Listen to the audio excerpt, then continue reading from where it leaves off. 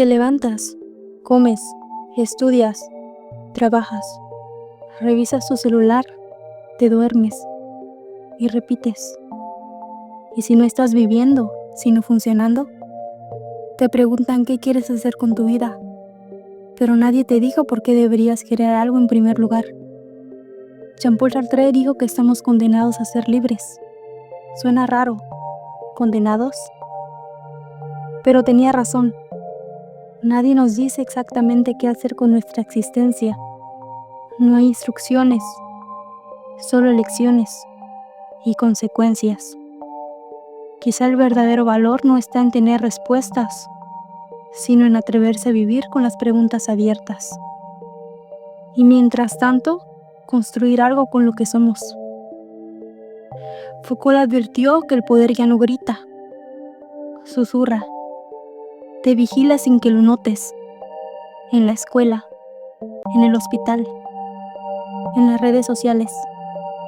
Todo parece normal, pero nada es inocente. Marx lo vio antes que nadie. El sistema convierte al ser humano en mercancía. Trabajas para sobrevivir, pero te alejas de ti. El trabajo que no amas te deshumaniza. Heidegger lo llamó la caída en la cotidianidad, el momento en el que dejamos de ser y empezamos a actuar como todos. Decimos lo que se espera, hacemos lo que toca, vivimos en el uno, pero ¿quién eres tú fuera de eso? Camus hablaba del absurdo, cuando la vida sigue su curso sin sentido y tú simplemente sigues ahí. Pero incluso en lo absurdo hay una decisión: seguir respirando y elegir tu propio ritmo.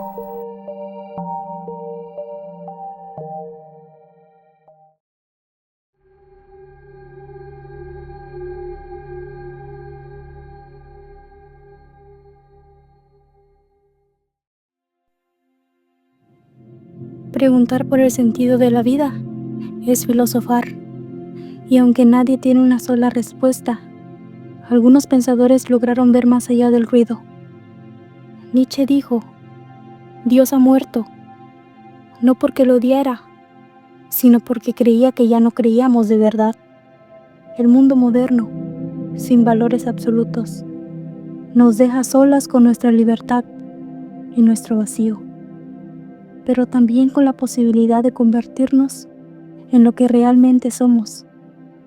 Pero, ¿cómo vivir sin certezas? ¿Cómo sostenerse cuando todo parece vacío? Heidegger no buscó respuestas fáciles. Nos dijo que no estamos simplemente aquí, sino arrojados al mundo, sin elegirlo. Y aún así, debemos responder. Y si estar en el mundo ya es una responsabilidad, ¿cómo educar para que pensemos por nosotros mismos?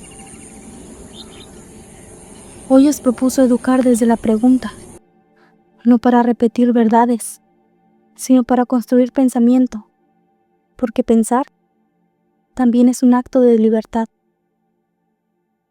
Pero el pensamiento no vive en el vacío. A veces está atrapado en estructuras que ni siquiera notamos. Foucault denunció las redes invisibles del poder, la escuela, la cárcel, la medicina. No solo enseñan o curan, también vigilan, ordenan, controlan. ¿Quién decide qué es normal?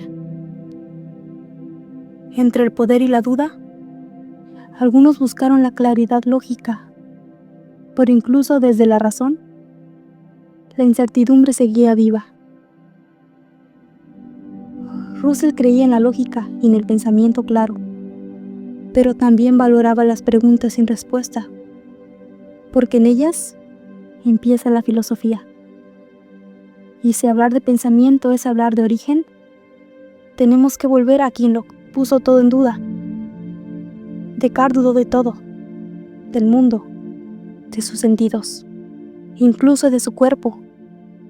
Pero una cosa no pudo negar: que estaba pensando, y el pensar existía. Pero no vivimos solos, ni fuera del tiempo. Somos parte de un proceso mucho más grande. Para Hegel, la historia no es caos, es una lucha de opuestos que se transforma y avanza. Lo que hoy parece absurdo, mañana puede tener sentido, pero ese sentido no se encuentra, se construye. Cada uno de estos filósofos miró el abismo de la existencia y eligió pensar. Tal vez sea el verdadero acto de valentía, seguir preguntando, incluso cuando no hay respuestas.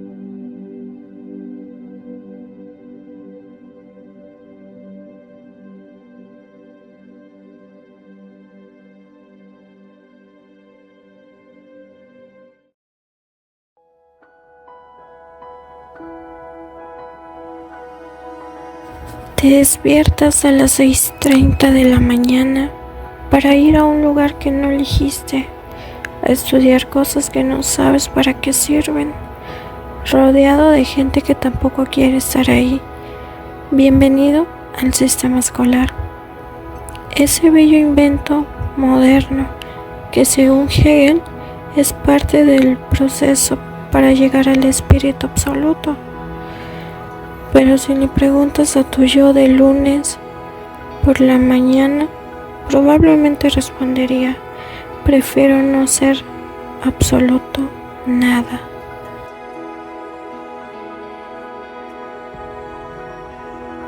¿Alguna vez sentiste que en lugar de aprender, solo estás entrenándote para obedecer? Schopenhauer diría que eso no es raro. Para él, la educación no se trata de formar individuos, sino de domesticar la voluntad, y vaya que lo logran.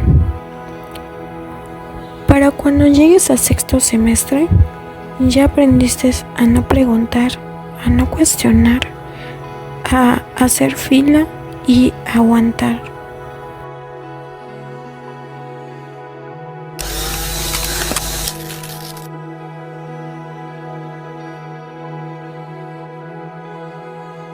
Kierkegaard creía que vivir auténticamente es elegirte a ti mismo, tomar decisiones que nazcan de tu interior. Pero, ¿cómo vas a elegir algo si el sistema ya decidió por ti qué debes memorizar, qué debes responder y hasta cuándo puedes ir al baño?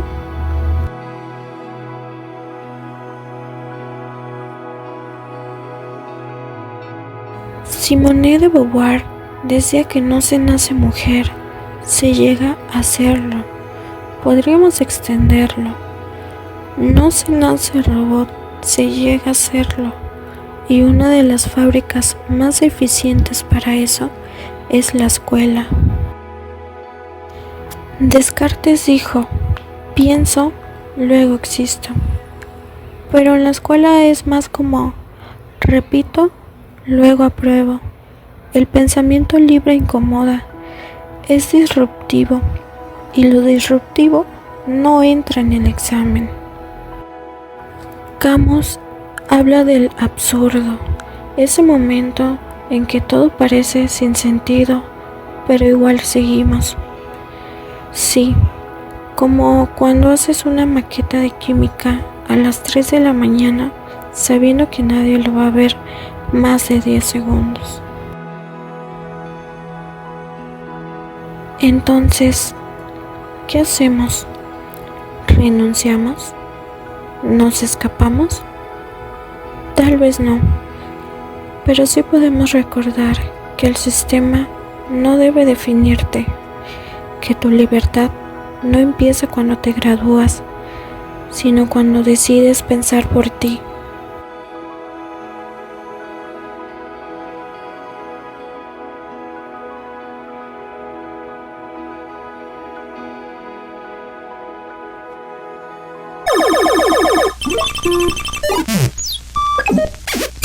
Game over.